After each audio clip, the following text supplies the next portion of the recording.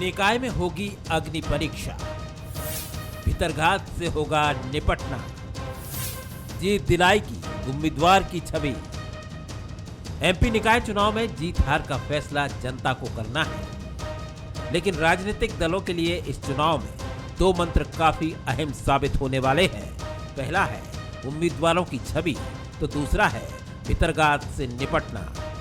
अगर छवि की बात करें तो बीजेपी ने ऐसे उम्मीदवारों को मैदान में उतारा है जिनका लोकल टच तो है ही, साथ ही जनता के बीच उनकी पकड़ भी है। लेकिन लाख रायशुमारी के बाद सिलेक्शन के बावजूद भीतरघात की चिंता भी बनी हुई है। बीजेपी में यूं तो खुलकर विरोध कम ही देखने को मिलता है, लेकिन उज्जैन और भोपाल में उम्मीदवारों के चयन पर पार्टी में विरोध के स्वर सुनाई दे रहे हैं। हालांकि बीजेपी को ऐसा नहीं लगता, वो तो कांग्रेस पर विधायकों को उम्मीदवार बनाने का तंज कस रही है। कांग्रेस में तो यह हालत है कि वो विधायक से आगे नहीं बढ़ पाए कई जगह। मैं तो पूछता हूं उनसे कि क्यों और कोई है ही नहीं कार्यकर्ता तुम्हारे? या तो कार्यकर्ता नहीं है या कार्यकर्ता का सम्मान नहीं है। भारतीय जनता पार्टी ने बहुत योग्य सूची घोषित की है। भले ही बीजेपी कांग्रेस पर मनोवैज्ञानिक दबाव बनाने की कोशिश कर रही हो, लेकिन कांग्रेस ने भी उम्मीदवारों के चयन में छवि को अहमियत दी है ताकि उसके पक्ष में नतीजे दिखें। लेकिन टिकट बंटवारे के बाद कांग्रेस में खुलकर इसका विरोध देखने को मिला। ग्वालियर समेत कई जगह कांग्रेस नेताओं ने इस्तीफा दिया। हालांकि कांग्रेस नेता बगावत जैसी बात से इनकार कर रहे हैं।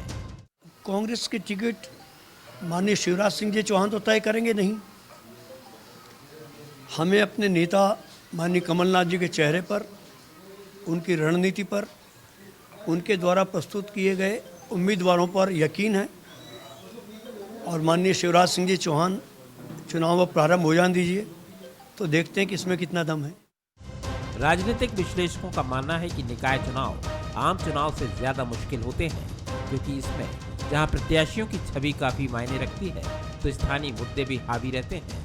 ऐसे में बीजेपी और कांग्रेस दोनों के लिए उम्मीदवारों की छवि तो महत्वपूर्ण है ही, साथ ही टिकट बंटवारे के बाद पार्टी में उठ रही नाराजगी की लहर को भी रोकना एक चुनौती है। और जो इस चुनौती को अच्छे से मैनेज कर पाएगा, निश्चित तौर पर शहर सरकार का ताज उसके सिर ही बंधेगा। नमस्कार, मैं हूं शरद द्विवेदी और आज का हमारा मुद्दा है इमेज वाला इलेक्शन। वक्त के साथ बहुत कुछ बदलता है, ऋतुएं तो बदलती ही हैं, वक्त के साथ साथ उस युग के व्यक्ति का मिजाज भी बदलता है, लेकिन कुछ चीज़ें नहीं बदलती। जैसे एक विज्ञापन कहता है कि कुछ रिश्ते बदलते नहीं, वैसे ही इमेज हमेशा से व्यक्ति के साथ जुड़ी होती है और ये इमेज उस व्यक्ति की रक्षा तब करती है जब उसके सामने कोई चुनौती होती है, या तो उसकी छवि को बहुत ख़राब करने की कोशिश की जा रही है। लेकिन जो जानते हैं अंदर की तासीर, वो कहते हैं कि भैया कोई गंगा जली हाथ में लेके गंगा जी के बीच में खड़े होकर, नर्मदा जी के बीच में भी खड़े होकर कहे, तब भी हम नहीं मान सकते वो आदमी ऐसा है। तो यही वो चीज़ है जिसको आप और हम कहते हैं इमेज। इमेज अच्छी भी होती है और इमेज ख़राब भी होती है, क्योंकि दूसरा पक्ष इसका यही, अरे भैया तुम नर्मदा जी में खड़े होकर बोलो ना बहुत अच्छा है, तब भी नहीं मान रहे हम। ये ख़राब इमेज और ये अच्छी इमेज। और अगर मैं 100-125 साल पीछे लौटूं तो मुझे लगता है कि वो दौर अगर 2022 में भी होता तो चुनाव प्रचार के समय क्या होता। ये झब्बेदार मूछें बड़ी बड़ी, और प्रत्याशी कहता है ये मूछ के बाल की सौगंध लेके कह रहा हूँ, विकास में कोई कोर कसर नहीं छोड़ूंगा। और कोई उम्मीदवार जो है वो भावुक होकर अपनी पगड़ी उतार के, ये पगड़ी से प्रिय मुझे कुछ नहीं है। लेकिन ठीक है, ये तो बात हुई अतीत के दौर की, लेकिन आज भी प्रत्याशी की इमेज सबसे भारी होती है। प्रत्याशी की इमेज और प्रत्याशी की इमेज के साथ पार्टी की इमेज, यानी कुल मिलाकर, लेकिन सबसे महत्वपूर्ण है इमेज। आप याद कीजिए 2014 में बीजेपी के तमाम नेताओं पर आप नज़र डाल लीजिए, उस दौर के नए पुराने, वरिष्ठ पीढ़ी, कनिष्ठ पीढ़ी, युवा पीढ़ी। नरेंद्र मोदी एक सबसे मुफीद किरदार थे उस समय 2014 में, और उनको चुनने की देर थी कि बीजेपी का वक्त बदल गया। बीजेपी वही थी, इसके पहले अटल बिहारी वाजपेयी जैसे नेता, इंडिया शाइनिंग का नारा, लेकिन 2004 में पराजय। लेकिन 2014 में ऐसी विजय जिसका अमोघ रथ अभी भी चल रहा है। तो अच्छे प्रत्याशी जिसने दिए, बाकी मनमुटाव, खींचातानी ये चल रहे हैं। और ये भी बहुत इंपॉर्टेंट है कि जो पार्टी इस पर बहुत मजबूती से ग्रिप बना लेगी कि नहीं भैया हम कुछ गड़बड़ डैमेज नहीं होने दे रहे हैं, वो निकाल लेगी मामला। इसी पर बात करेंगे। आज जो मेहमान हमारे साथ हैं उनसे मिलिए। हमारे साथ हैं भोपाल स्टूडियो में अवनीश बुंदेला हैं, प्रवक्ता हैं, युवा नेता हैं कांग्रेस के, बहुत स्वागत करता हूं। हर्षवर्धन प्रकाश जी हैं इंदौर से, वरिष्ठ पत्रकार, कवि, साहित्यकार, गंभीर संजीदा युवा पत्रकार, बहुत स्वागत है उनका। और साथ ही हैं आशीष अग्रवाल जी, बीजेपी के युवा नेता और प्रवक्ता, उनका भी मैं स्वागत कर रहा हूं। हर्षवर्धन जी, पहली टिप्पणी आपकी, इमेज और भितरघात को रोकने की कोशिश, ये जो पार्टी कर लेगी वो इस चुनाव में बहुत मजबूती से आगे बढ़ेगी। छवि की अगर बात करें या चेहरों की बात करें तो इस नज़रिए से भी आप दोनों ही पार्टियों के महापौर के प्रत्याशी अब हमारे सामने हैं। आप इसका भी एक छोटा सा तुलनात्मक अध्ययन प्रस्तुत करेंगे तो और बेहतर होगा। जी बताइए हर्षवर्धन जी। जी देखिए, महापौर पद के लिए ख़ासतौर पर छवि बहुत ही महत्वपूर्ण होने वाली है। और अगर मैं इंदौर की बात करूं, जहां मैं बैठ के बात कर रहा हूं आपसे, तो इंदौर में भाजपा ने एक निहायत ही गैर चुनावी अनुभव वाले व्यक्ति को मैदान में उतारा, जो कि अपने उम्मीदवारी की घोषणा से महज 2 घंटे पहले तक अतिरिक्त महाधिवक्ता थे हाई कोर्ट के इंदौर के। तो भाजपा ने एक बिल्कुल ही नया दांव खेला है और ये कहीं ना कहीं संकेत है शरद जी कि जो पुराने नेता हैं वो उनको विदा कहने का वक्त आ गया और ट्रांजिशनल फेज से बीजेपी गुजर रही है। इसके अलावा भाजपा ने बहुत सारे पेशेवर लोगों को, टेक्नोक्रेट्स को और गैर पारंपरिक लोगों को टिकट दिए हैं। तो सवाल यही उठता है कि छवि उसके लिए महत्वपूर्ण है और भाजपा कहीं ना कहीं इस बात को कूटने में कामयाब दिखाई देती है कि जो मतदाता है उसका भी मानस बदल रहा है। महापौर एक स्थानीय पद होता है, बावजूद इसके बहुत सारी चीज़ें उसमें तय होती है। आपने भीतरघात का जिक्र किया, तो जिस तरीके से बड़े शहरों के टिकट तय करने में भाजपा को बहुत वक्त लगा और कांग्रेस ने तो कई जगह पहले तय कर दिए थे, इंदौर की बात करूं जैसे मैं, तो अब भाजपा शरद जी वो भाजपा नहीं है पहले जैसे कि साहब अगर एक आदमी ने कह दिया तो उसका वीटो हो जाएगा। भाजपा जैसे जैसे बड़ी हुई है तो एक गुटीय संतुलन स्थापित करना भी उसकी मजबूरी हो गई है और सिंधिया के आने के बाद ये चुनौती और बड़ी है। तो भितरघात का खतरा तो है और अब मैं मानता हूँ कि महापौर तो अनाउंस हो गए उम्मीदवार, लेकिन जब वार्ड के पार्षद के टिकट अनाउंस होंगे उसमें सबसे बड़ी चुनौती होने वाली है।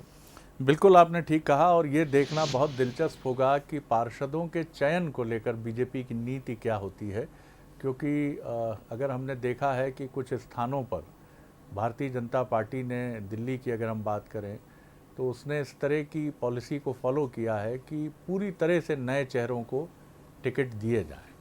तो ये देखना दिलचस्प होगा क्योंकि महापौरों के चयन में उसने, मैं ये नहीं कहूँगा कि बहुत हद तक, लेकिन काफ़ी हद तक उसने गैर पारंपरिक होने की कोशिश की है, जो राजनीति का अब तक भारतीय जनता पार्टी का मॉडल भी रहा है।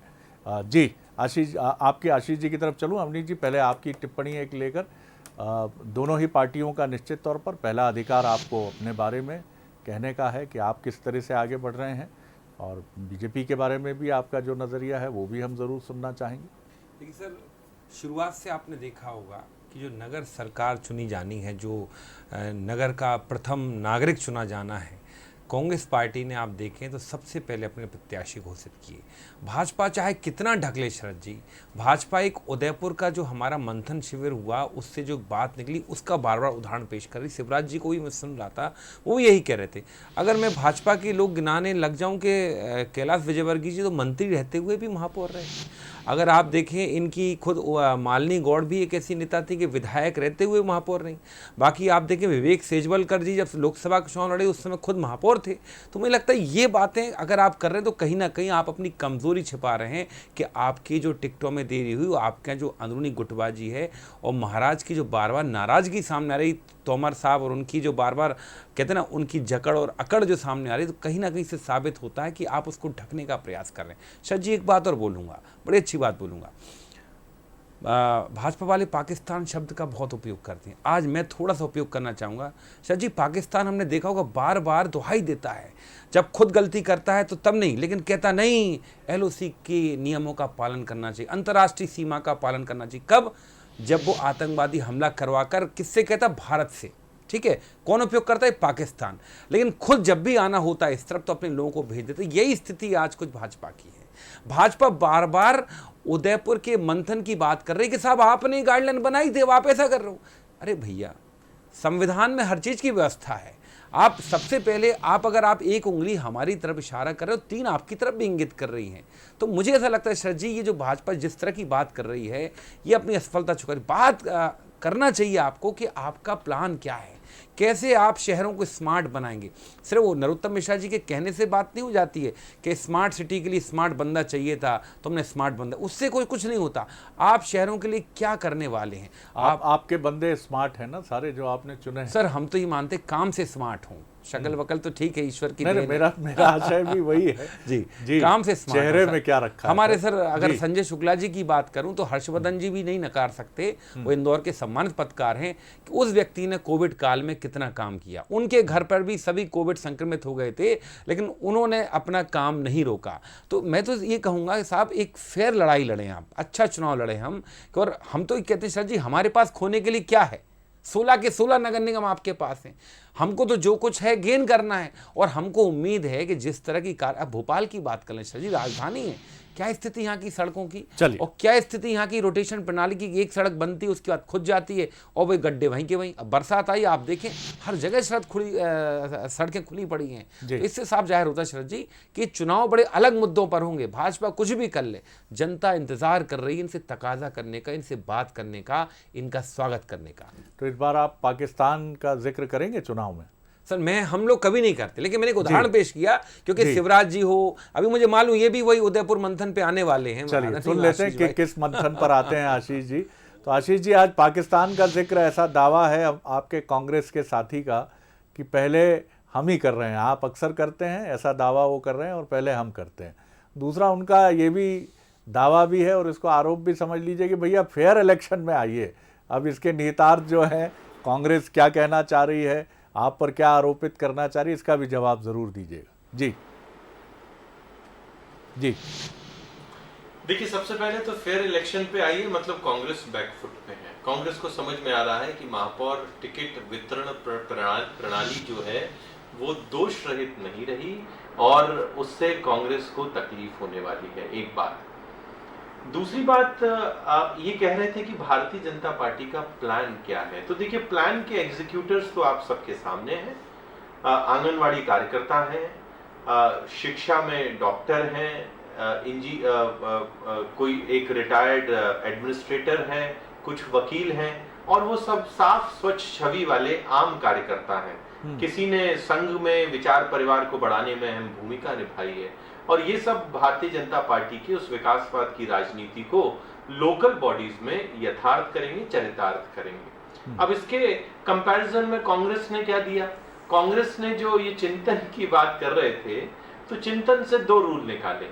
एक रूल तो ये निकाला कि पति विधायक और पत्नी महापौर बनेगी, बाकी महिला कार्यकर्ता सिर्फ चप्पल घिसेंगी। और दूसरा रूल निकाला इन्होंने कि सिर्फ विधायक ही महापौर बनेगा और आम कार्यकर्ता सिर्फ जय जयकार करेगा। तो कांग्रेस के पास जो इस भारत का सबसे पुराना राजनीतिक संगठन है, क्या कार्यकर्ताओं का टोटा है, अकाल है, या आर्थिक रूप से आप इतने दरिद्र हो चुके हैं कि अब आपको सिर्फ धनाढ्य लोग चाहिए जो आपका संगठन चला सके? पर जनता में बहुत स्पष्ट संदेश है कि जिस तरीके से परिवारवाद को परे रखते हुए, सिर्फ बड़े लोगों को, धनाढ्य लोगों को टिकट ना देते हुए, सिर्फ जो लोग विधायक हैं या उनके पति या पत्नियों को टिकट ना देते हुए, भारतीय जनता पार्टी ने स्वच्छ और साफ छवि के जो लोग दिखाए हैं, उसमें जनता में भी और कार्यकर्ता में भी एक स्पष्ट उत्साह का प्रभाव है। और कांग्रेस का कार्यकर्ता हतोत्साहित है। तो शरद जी, जहां एक ओर ये चुनाव भारतीय जनता पार्टी के पिछले 7 सालों में जो नगरीय निकाय में विकास कार्य किए हैं, जो हमारी सरकारों ने डबल इंजन सरकार के काम किए हैं, उन विकासों पे होंगे, वहीं पर कांग्रेस की टीम हतोत्साहित होगी और भारतीय जनता पार्टी का जो कार्यकर्ता है वो आम कार्यकर्ता को आगे बढ़ाने के निर्णय से बहुत उत्साहित है और वो पूरे जोर से लगेगा और कांग्रेस को बड़ी पराजय का सामना करना पड़ेगा। चलिए, तो ये दावा बीजेपी का है कि कोई फर्क इससे नहीं पड़ेगा। आप कुछ ऐड ऑन करना कुछ सेकंड्स में। जी सर, ये जो कह रहे हैं कि इनकी डबल इंजन ट्रिपल इंजन की सरकार है, सर देख लीजिए ना, अभी बारिश होगी, इनके पूरे विकास के दावे खुल जाएंगे, पूरी नालियां बाहर आ जाएंगी, ऊपर आ जाएंगी। तो ये कृपया करके मैं वही कह रहा हूँ कि विकास पर चुनाव लड़ा जाए। हर्षवर्धन जी, एक और जो बड़ा महत्वपूर्ण मसला है जिसका जिक्र हमने किया शुरू में, कि सबसे महत्वपूर्ण बात है कि यहाँ सिंधिया जी एक बहुत बड़ा फैक्टर हैं बीजेपी में अब निश्चित तौर पर। अवनीश जी ने उस पर तंज भी कसा कि उनका आरोप है और दावा है कि वो नाराज़ है, क्षुब्ध हैं। अब ये बातें तो हर पार्टी में आरोपित होती हैं, ख़ासतौर से विपक्ष सत्ता पक्ष पर हमला बोलता है, सत्ता पक्ष विपक्ष पर। और इधर कांग्रेस की तरफ आए तो कांग्रेस की तरफ दावा ये है कि साहब कमलनाथ जी की चली है या दिग्विजय सिंह जी की चली है तो बाकी नेता कहाँ गए, उनके समर्थक कहाँ गए, वो क्या करेंगे। इसमें जो सबसे अच्छे तरीके से सारी चीज़ों को हैंडल कर लेगा, हालांकि ग्वालियर में नज़र आए हैं अभी बिल्कुल एक साथ सिंधिया जी, नरेंद्र सिंह तोमर जी, और तोमर जी ने तो बंसल न्यूज़ से बातचीत में कहा कि ये सब परसेप्शन है, कहीं कुछ भी नहीं है, बिल्कुल एक साथ हमारी जोड़ी खड़ी है। किस तरह देखते हैं आप दोनों फैक्टर को, इधर कमलनाथ फैक्टर, इधर सिंधिया जी फैक्टर? जी हर्षवर्धन जी। जी देखिए, मैंने पहले ही जिक्र किया कि जब कोई पार्टी बड़ी होती है तो उसमें गुट भी पैदा होते हैं, और कोई माने या ना माने, लेकिन भाजपा में भी स्थिति तो ऐसी दिखाई देती है अंदर खाने। हालांकि कांग्रेस की तरह बहुत ही मुखरता से बात सामने नहीं आती। सिंधिया के आने के बाद ख़ास तौर पे ग्वालियर चंबल इलाके में उनकी अनदेखी आसान नहीं होगी, क्योंकि सिंधिया के बारे में कहा जाता है कि उनको बहुत लंबा सफ़र तय करना है मध्य प्रदेश में, और उनका एक प्रभाव तो उस इलाके में है। वैसे ही हम बात करें इंदौर की, तो कैलाश विजयवर्गीय की जो ताकत है वो एक बार फिर दिखाई दी है। और जहाँ तक पुष्यमित्र भार्गव के चयन की बात है, उसमें कहा गया कि उनका वीटो है, और एक जो निशांत खरे थे, जो डॉक्टर थे, प्लास्टिक सर्जन हैं, उनका नाम पीछे हो गया। कैलाश विजयवर्गीय ने बोला कि यहाँ पे कोई प्रयोगशाला आप इसको मत बनाइए। फिर भी देखा जाए तो पारंपरिक जो चेहरे हैं शरद जी, वो हट गए परिदृश्य से, और भाजपा के पास ये जोखिम लेने की क्षमता है, वो स्कोप है। क्योंकि मुद्दे की बात यह है कि विधानसभा चुनाव हो या लोकसभा चुनाव हो, हमने देखा है कि भाजपा शहरों में कांग्रेस के बनिस्बत बहुत मजबूत है, तो भाजपा ने रिस्क लिया है। अब सवाल उठता है कांग्रेस के लिए सामने कि जो उसको एक झटका लगा, उसकी सरकार जाती रही, अगले साल विधानसभा चुनाव होने हैं, क्या कांग्रेस शहरों में अपना दमखम दिखा पाएगी? ये आपने बड़ी महत्वपूर्ण बात कही है। एक छोटा सा इसमें मेरा सप्लीमेंट्री ये भी है हर्षवर्धन जी, कि राजनीति में जब आप प्रयोग करते हैं और नए चेहरों को लेकर आते हैं तो कई बार एक चुनौती ये भी पैदा होती है कि उनका अनुभव कम होना एक चुनौती बनता है। ये हमने बीजेपी में भी देखा है, कांग्रेस में भी देखा है। और ऐसे नेता जो टेक्नोक्रेट हैं या डॉक्टर हैं या दूसरे बैकग्राउंड से हैं, क्या आपको लगता है कि ऐसे लोग अगर राजनीति में कम से कम 5-7 साल बहुत सक्रिय रूप से काम कर लें, उसके बाद अगर उन्हें मौका दिया जाए तो राजनीति में आने के बाद जो चुनौतियां उत्पन्न होती हैं, अंदर आने के बाद जो चक्रव्यूह होते हैं, उनके सामने उनकी आंखें चौंधियाएंगी नहीं? जी हर्षवर्धन जी। जी जी सही कह रहे हैं। एक ज़माने में भाजपा में लोग कहते थे कि आप पहले पार्षद का चुनाव जीतिए, उसके बाद महापौर पद की दावेदारी कीजिए। तो ये जब आप आदमी पार्षद बनता है तो उसको पता होता है कि साहब जब नाली चौक होती है तो किसको फ़ोन करना है या गंदगी है तो किसको फ़ोन करना है, क्योंकि आमतौर पे समस्याएं लोगों की यही होती है। खैर, लेकिन आपने जो इशारा किया कि भाजपा हो या कांग्रेस हो, जो भी महापौर बनेगा उसको स्थानीय स्तर पे बहुत सारे समीकरण साध के चलने होंगे। लेकिन एक पक्ष इसका ये भी है शरद जी कि आज जैसे इंदौर एक बड़ा शहर है, भोपाल बड़ा शहर है, ग्वालियर बड़ा शहर है, तो अब पॉलिटिकल पार्टीज ये फील करती है कि मतदाता भी ये उम्मीद रखता है कि पारंपरिक नेता नहीं चलेगा, आपके पास एक विजन होना चाहिए। इंदौर आज की तारीख में देश का सबसे साफ शहर है, लगातार 5 बार इंडस्ट्रियल कैपिटल है मध्य प्रदेश का। तो इंदौर के लिए एक विजन क्या है आपके पास? एक नई बयार की कोशिश की गई है। बिल्कुल, और ये बहुत इम्पॉर्टेंट बात है जैसा हर्षवर्धन जी ने कहा, क्योंकि जैसा हमने देखा कि पंचायत चुनाव में, क्षमा कीजिएगा इसको कोई अन्यथा ना ले, कि सरपंच पति और पंचपति जैसे जुमले उभर कर सामने आए जहाँ से महिलाएं जीतती हैं।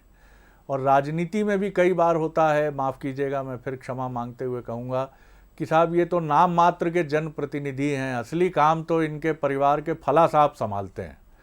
तो ये स्थितियां ना बने, इसके लिए जो भी राजनीति में सार्वजनिक जीवन की इन गलियों को चुनता है, कोई ज़रूरी नहीं है, कोई कठिनाई नहीं है। आप अगर चार्टर्ड अकाउंटेंट हैं, आप अगर लीगल सेक्टर से हैं, आप चिकित्सक हैं, तो आप राजनीति को भी बखूबी समझ सकते हैं, क्योंकि भारत में राजनीति कहाँ नहीं है। जी अवनीश जी। देखिए सर, मुझे ऐसा लगता है कि जो हर्षवर्धन जी ने बड़ी अच्छी बात की और प्रकाश डाला कि भाजपा में पहले कहा जाता पार्षद बनिए फिर आप महापौर का टिकट मांगिए।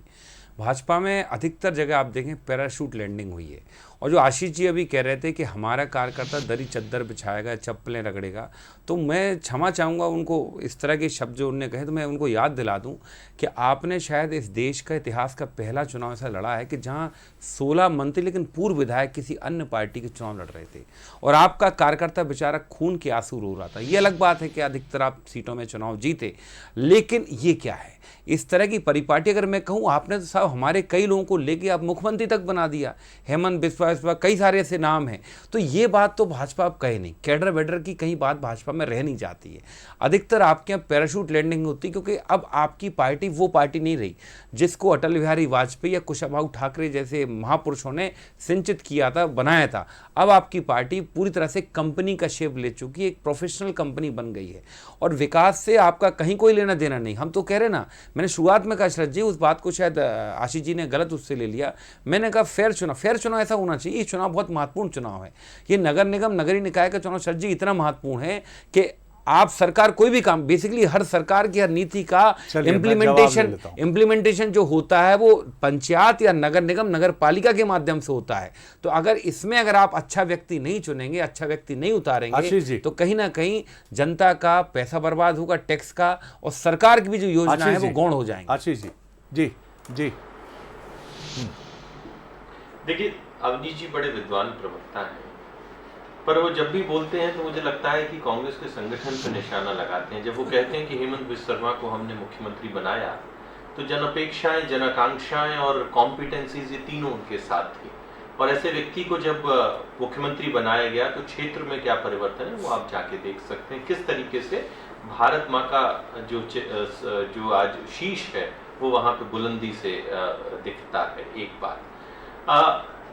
एक अगली बात जो पाकिस्तान की जो उन्होंने कही थी, जिस पर मैं प्रतिक्रिया देने से रह गया, तो मेरे कांग्रेसी मित्रों को पाकिस्तान से बहुत प्रेम, हमको नहीं है। तो आपके नेता पाकिस्तान की ट्रैवलिंग एजेंसी चला रहे हैं, गिरिराज किशोर को देखिए, आपकी सरकार ने रोक लगा दी उनके बयानों पर। मणिशंकर अय्यर, हमको नहीं है। सुनिए ना अपनी जी, बहुत मणिशंकर अय्यर अभी कुछ समय पहले गए थे प्रधानमंत्री जाके आए वहां पे कई बार प्रचार करने के लिए। अभी सुनिए ना, अभी कल ही आपके पार्टी के एक शेख साहब ने जिस देश के, भारत के प्रधानमंत्री के लिए वो अपशब्द कहे हैं जो पाकिस्तान के नेता कहते हैं, और कांग्रेस ने अभी तक कार्रवाई नहीं की है, तो ये माना जाएगा कि पाकिस्तान की जो भाषा है वो आज कांग्रेस की भाषा बन चुकी है। इसीलिए आपका पाकिस्तान प्रेम जग जाहिर है।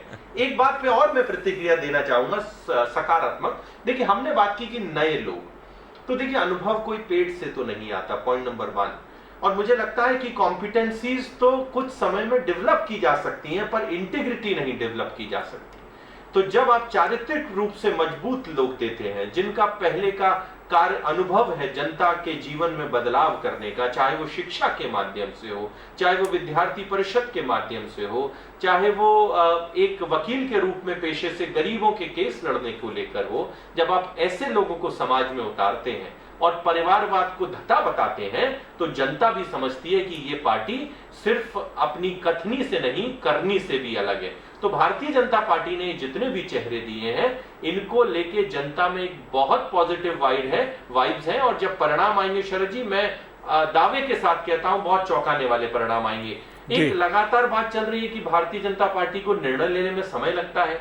देखिए, न्यूक्लियर फैमिली और ज्वाइंट फैमिली में यही अंतर होता है। दादा होते हैं, चाचा होते हैं, ताऊ होते हैं, सबके साथ विमर्श करके एक सामूहिक निर्णय लिया जाता है। हम राजनीतिक रूप से नादान नहीं है, इसलिए निर्णय लेने के बाद पछताते नहीं है। जैसे कांग्रेस अब महापौर प्रत्याशी तय करने के बाद पछता रही है, हमारे निर्णय बहुत सोचे समझे होते हैं और उनको लेके जब हम जनता के बीच जाते हैं तो जनता का आशीर्वाद मिलता है। पुनः इस बार मिलेगा और कांग्रेसी वापस अपनी कमियों को नकारते हुए नजर आएंगे। जी सर, विकास के ऊपर एक शब्द नहीं बोला कि आपका क्या विकास का एजेंडा है। नगर निगमों में कैसे आप विकास करोगे, कैसे सड़कें अच्छी करोगे, कैसे सीवेज की व्यवस्था अच्छी करोगे, बरसात से हम कैसे निपटेंगे, आपका डिजास्टर मैनेजमेंट क्या कर, ये कहीं नहीं बोला सर। आप तो ऐसा बोल रहे हैं जैसे आपको लग रहा है कि कहीं फिर लौटने वाले हैं। ये एक अच्छे समझदार ये आपकी तरफ से भी उतना ही अपेक्षित है। जहां तक सर पाकिस्तान की बात है तो पाकिस्तान जी अवनीश जी 2003 के बाद अगर भारतीय जनता पार्टी निरंतर मध्य प्रदेश में नहीं, ये सिर्फ मिथ है, सुनिए आप, मैं तो राजधानी भोपाल की बात करता हूँ। भोपाल में क्या समस्या, सड़कों की, नालियों की, मुझे सरकार के बाद जितने उपचुनाव हुए किसने जीते? एक चीज जरूर, और आप तो राष्ट्रीय उन्हीं उपचुनाव में आपने हमारी कांग्रेस के प्रत्याशी को जिताया ना, अपने कार्यकर्ता को दरकिनार किया। आप कहां पर है? तो ये विकास के लिए तो जब आप बहस करना चाहें, हाँ हम तैयार हैं। कहाँ है विकास? कहाँ है विकास? सड़कें खुली पड़ी हैं, नाली खुली पड़ी हैं, विकास आपका इंतजार कर रहा है, स्मार्ट सिटी बन नहीं पाई। विकास कह रहा है कि आप दोनों आइए, समवेत विकास करिए, आगे बढ़िए, अपने जो भी आपके जो भी cutting across the party line development के लिए तो कम से कम साथ चलिए, भाषा संयमित रहे। जो बात है कि बिल्कुल ठीक है, संयम कोई भी खोता है और वो भी देश के सर्वोच्च संवैधानिक पदों पर बैठे व्यक्ति को लेकर, वो बहुत ही आपत्तिजनक है, निंदाजनक है। और जिस भी पार्टी की तरफ से ये आए, चाहे वो बीजेपी हो चाहे कांग्रेस हो, उसके एपिकल लीडरशिप की तरफ से तत्काल उसकी भर्त्सना और निंदा होनी चाहिए। और ऐसे लोगों को ये मैसेज भी देना चाहिए कि आप सस्ती लोकप्रियता के लिए या ताली पिटवाने के लिए इस किस्म की हल्के जुमलेबाजी से बचिए, क्योंकि मुद्दे और विकास पर केंद्रित राजनीति आपको आगे ले जाती है और जुमलों में बटी हुई और घटिया शब्दावली के साथ एक दूसरे पर बरसने की जो सियासत है वो आपको पीछे धकेलती है। बहुत शुक्रिया अवनीश जी, बहुत शुक्रिया आशीष जी, बहुत धन्यवाद करता हूं हर्षवर्धन जी। आगे देखिए छत्तीसगढ़ आज का मुद्दा, बंदूक पर भारी बस्ता। नमस्कार।